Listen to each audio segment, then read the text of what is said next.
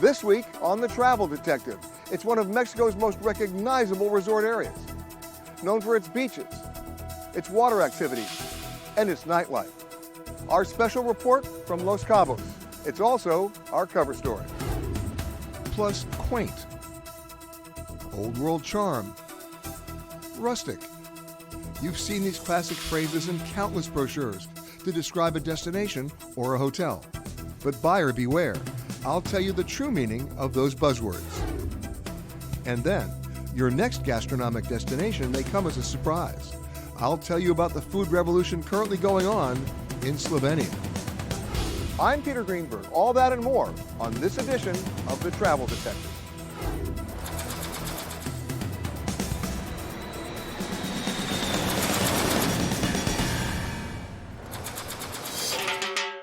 While so much of the world was locked down, Los Cabos, like the rest of Mexico, was an exception.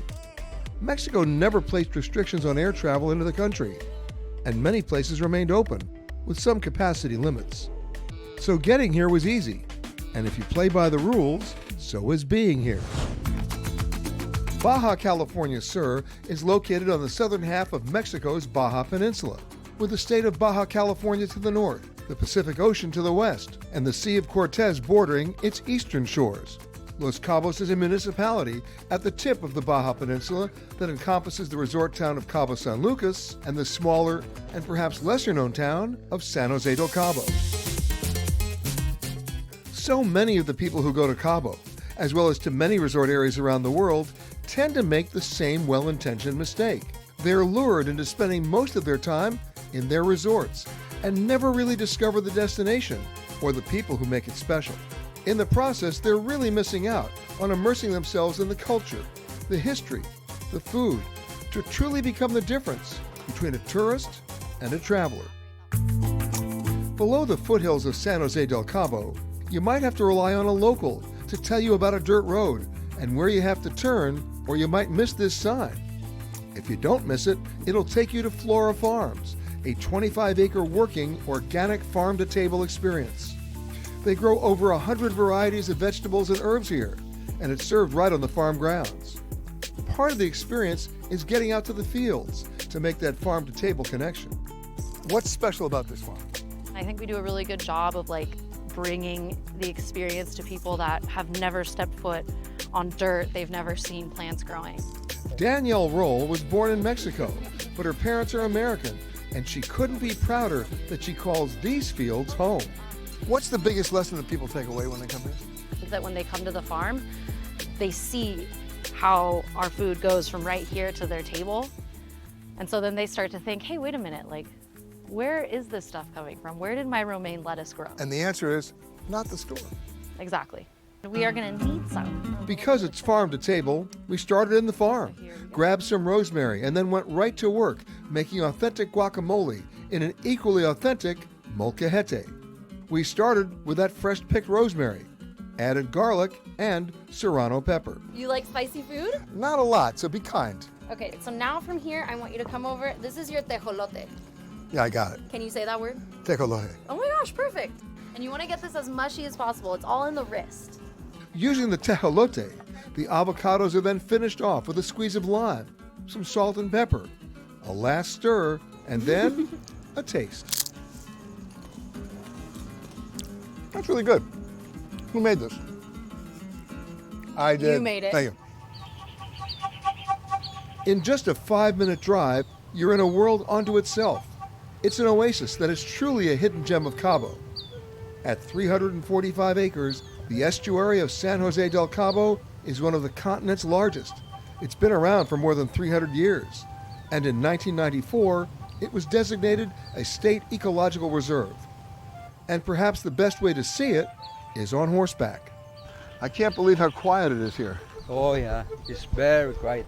Elias Gutierrez Osuna is a civil engineer who discovered this very special place just by chance. That I was building the hotel nearby back in 1980s, and this is a beautiful place where you can have peace, restful, and enjoy yourself. So when you weren't building the hotel, you snuck over here. Yes, all the time. Till today. Till today, you're right. It is a freshwater coastal lagoon, so the fact that it's freshwater next to saltwater means that it creates a unique habitat for hundreds of species of birds and wildlife. But what you won't find here is a lot of people. And most people who come to Cabo don't even see this. No, you're right. Nobody see it. I mean, there's not even a sign. And that, when you think about it, is a good thing. That way we can keep it clean. So we should keep this our secret. Yes, don't tell anybody.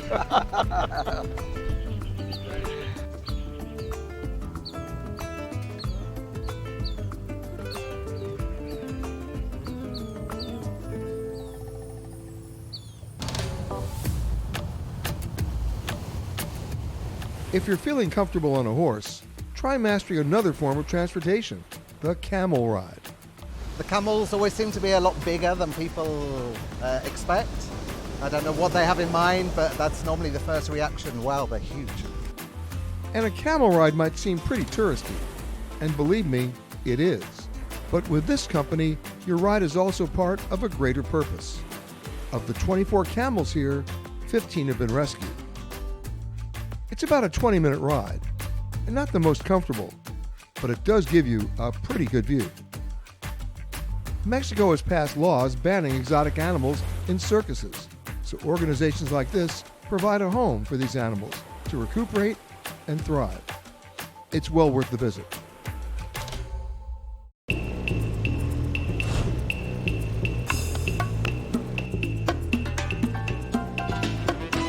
To explore Cabo just a little faster, switch to a more modern form of transportation.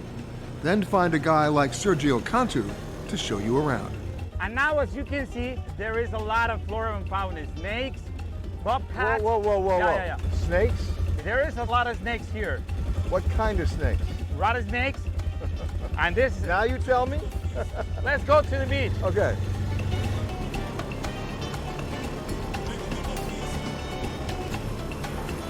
Look at this. Welcome to the Pacific Ocean.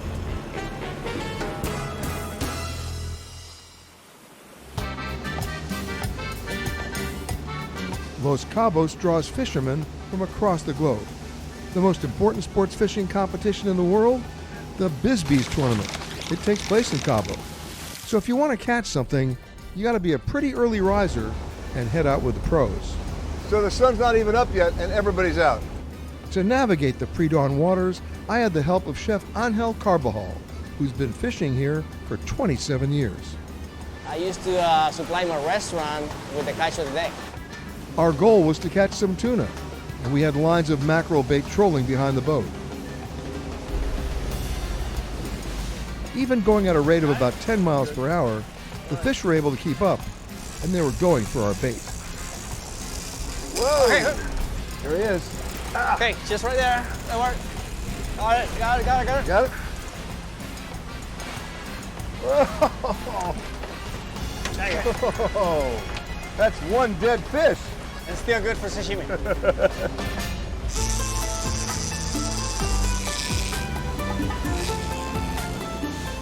It's an easy piece. Whoa! You got on. Oh yeah. Our mackerel bait was so popular, we reeled in a second catch in almost no time. Got him. We got him. All right. Whoa! All right. Okay. Nicely done. Yes. We weren't going to waste any time in enjoying our catch. You can eat tuna raw right out of the ocean, but you should leave the sashimi making to a professional. And after slicing the tuna, drizzle on some olive oil, add a little lime juice, and sea salt. And Voila. And just like that, you've got restaurant quality sashimi on the back of a moving boat. Wow. I don't think you can get anything fresher than No, this. that's right. But as we headed back to shore, we still had a cooler full of fresh tuna. Well, one fish was an appetizer. Whoa, whoa, whoa. But the other fish, this baby's lunch. If I can hold it. Let's go get it. I'm giving this to you. All right, go.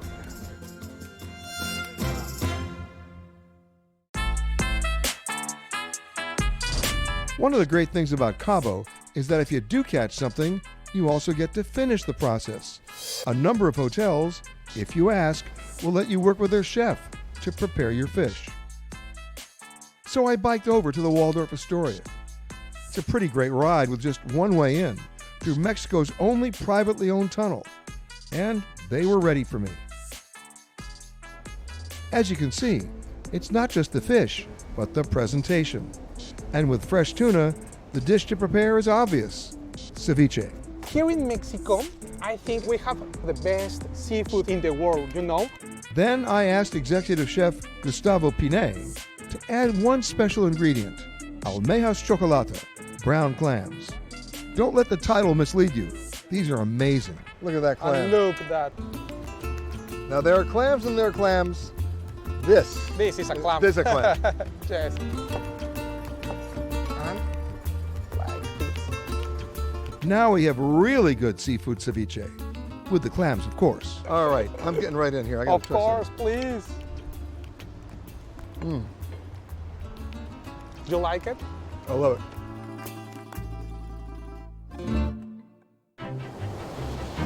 But the Waldorf is just a pit stop.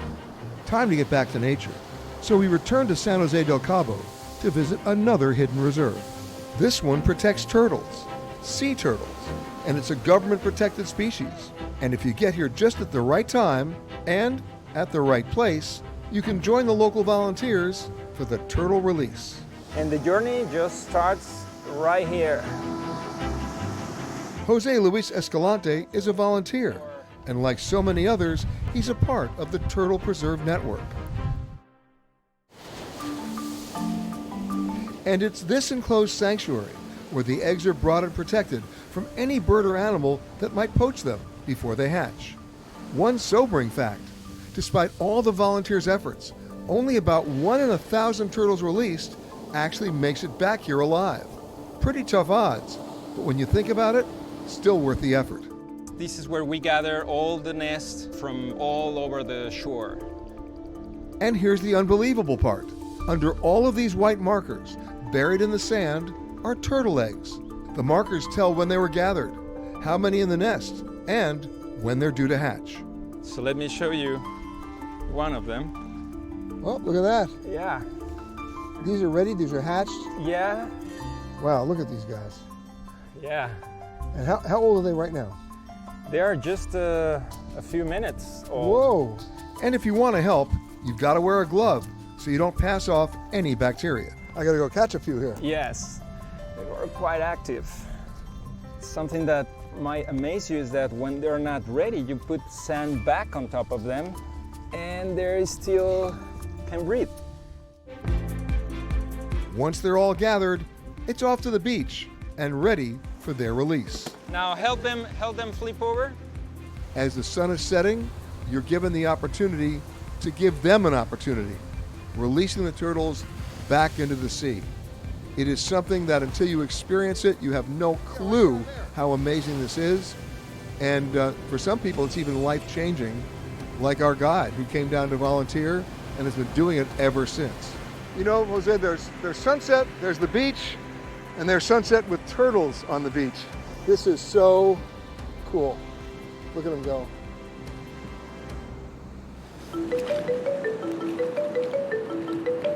The next morning, I got back out on the water for a different coastal experience. That's when I discovered the quiet Santa Maria Beach for a little kayaking. I'm from Mexico City, and I moved to Cabo almost 4 years ago. Jorge Hauser is an award-winning film producer, underwater photographer, as well as an ecotourism activist. Cabo is really, really special, and a lot of people don't know about this. You know the famous arch at Land's End? Yeah. That's actually where the Pacific meets the Sea of Cortez. And that creates a very interesting mix for all the species, like sharks and whales and sailfish. It's like big animal heaven. The key is to go early in the morning when the water's calm. The water's clear, and then look what you can see.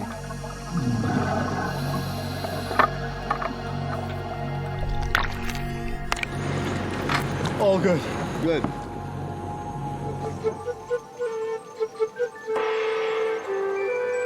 A welcoming of the sunset is a ritual that's taken place every day for more than 10 years at the aptly named Sunset Mona Lisa restaurant in Cabo. Does it look a little touristy? That's because it is. And if it doesn't look like a hidden gem, you're right, it's not.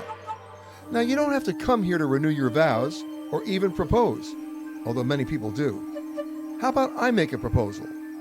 It's one of the best sunsets you'll ever see, and because of that, I'm willing to make an exception.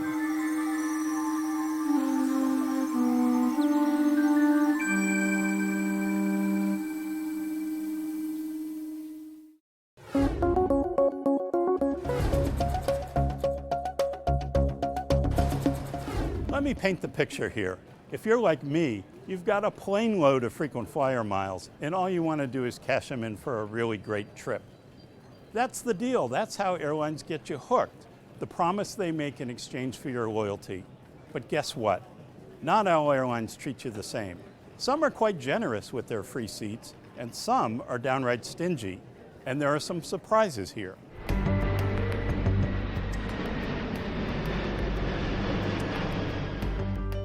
The downturn in travel actually creates more opportunity to use your miles. And airlines will gladly get frequent flyer miles off their books rather than fly empty seats. A consulting firm called IdeaWorks did a huge study of seat availability. Searching airlines just like you or I would shop for a free trip. 2 seats together at the lowest priced award level. To give airlines the best chance to shine, IdeaWorks looked at the busiest routes for each airline. For coach seats, Southwest and JetBlue had the most availability. United and American weren't bad at all, with 2 seats available on about 85% of the searches. Delta was a lot stingier, with seats available on only 62% of searches. Remember, these are the routes where airlines should really shine. Delta's rate was worst among U.S. airlines and near the bottom when you include foreign airlines too. Of the 20 airlines studied, Qatar was the absolute stingiest, with award seats open on only 46% of searches. IdeaWorks also looked at first class and business class seats, and here it gets really interesting. Those seats in the front of the airplane are what we all want most, right? You get the most value for your miles and you get to fly comfortably. But can you really score a prime seat with miles? Not on United. United had 2 seats up front available on its busiest routes only 4% of the time in the study. 4%! It's not an award ticket, it's a forget about it, not going to happen ticket. Delta was only slightly better at 14%, American a more respectable 28%. Best among US airlines? Alaska at 90%. But Alaska doesn't fly wide-body jets with fancy business class beds, so it's a bit of a different comparison. Best among all airlines? Turkish, then Lufthansa, and Singapore. So now you know. And what are you doing just sitting there watching me? Get out there and use your miles. Pick a fun place to go. Maybe not Paris in the summer, you're not going to find seats there, but find your spot and use your miles because they're only going to lose value sitting in your account. When it comes to brochures, words matter, and I never take any brochure at face value. I always follow up any description of a destination or hotel with a conversation with someone from that destination or hotel. For example, quaint means run down. Old world charm, you're sharing a bathroom. Rustic, you're isolated. You can almost guess what cozy means. You're going to be cramped. My favorite, ocean view. That can often mean bring binoculars. Again, don't depend on brochure language. Pick up the phone and aim for a mutually agreeable definition of terms, or you're destined to be disappointed.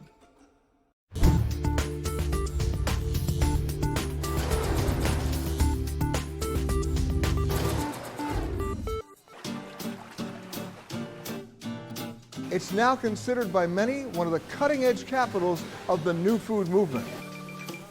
No, it's not Paris, and it's not Copenhagen. It's Slovenia.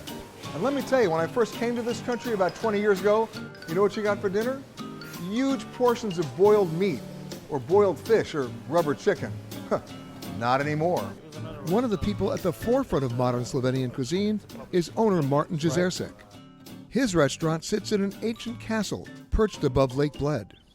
So, tell me the history of where we are at. We're here just above the Lake Bled, the oldest castle in Slovenia, more than 1,000 years old. When did things start to change?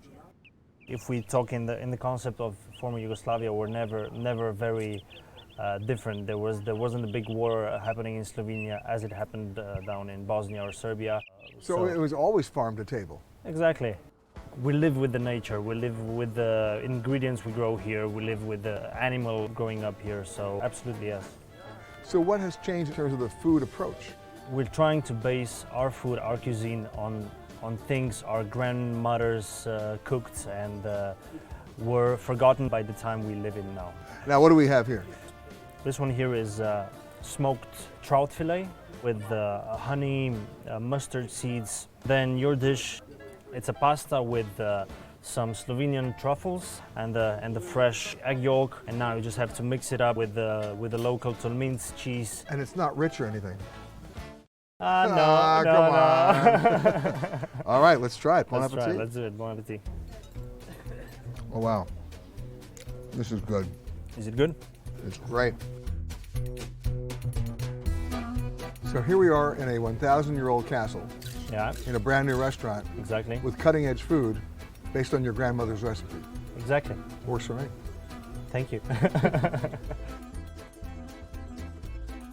And at the Grand Hotel Topless in Radovidjica, Chef Simon Burton says is keeping busy with redefining Slovenian cuisine. We start with chicken our way. Chicken our way. Chicken like our way.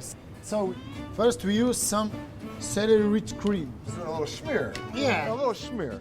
Then we need some local salad. Then we put some resin like this to look nice. This is chicken? This is chicken. We cooked in a duck fat. And then we fried. That's it. We just put 2 pieces. In the old days in Slovenia, you just ordered chicken, you got chicken. Yeah, of course. But we are a 5-star restaurant, so we do it this chicken our way. Okay. A mi daš Urša račja jitra narezana, maži. Now what do you This say? is the. What did you say? I just said the chef to give me the foie gras, like a chocolate. Wow. So you know what? You go away for a while. I'm gonna just be right away. That's a new version of our chicken. A total new version of foie gras. Chef Simon's menu includes a ravioli stuffed with locally caught and smoked trout Already blanched, it's homemade and ravioli. seasonal vegetables. Malo boš počakal, no. Tako da jaz ne posnam. And I was more than happy to work for my dinner. Finished?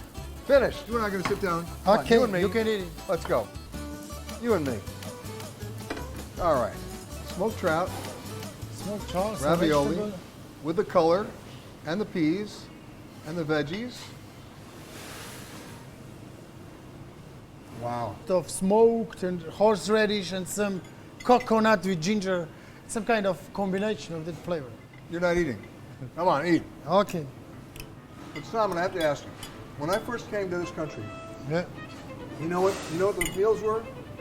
Large portions of Yes. boiled fish, boiled meat, and rubber chicken. What turned it all around? I think there's a new generation of chefs here in Slovenia just go abroad to see some new stuff. The guests which they come to our region, they just want to eat local stuff, but in some modern way. So you're always adding something. Yes, always. It must be something nearby when you work. And anybody can come into this kitchen Yes. and do what I did.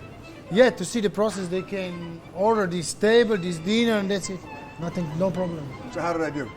Nice. I did okay? Yes, okay. I can stay? Yeah, I think maybe. Just in the We'll back. see. Just in the back with the foie gras. Yeah. You go over there. I'll be in the back with the foie Okay, gras. okay. Chef, thanks, man. Thank you. Really appreciate it. This is Yes. cool. Thank you.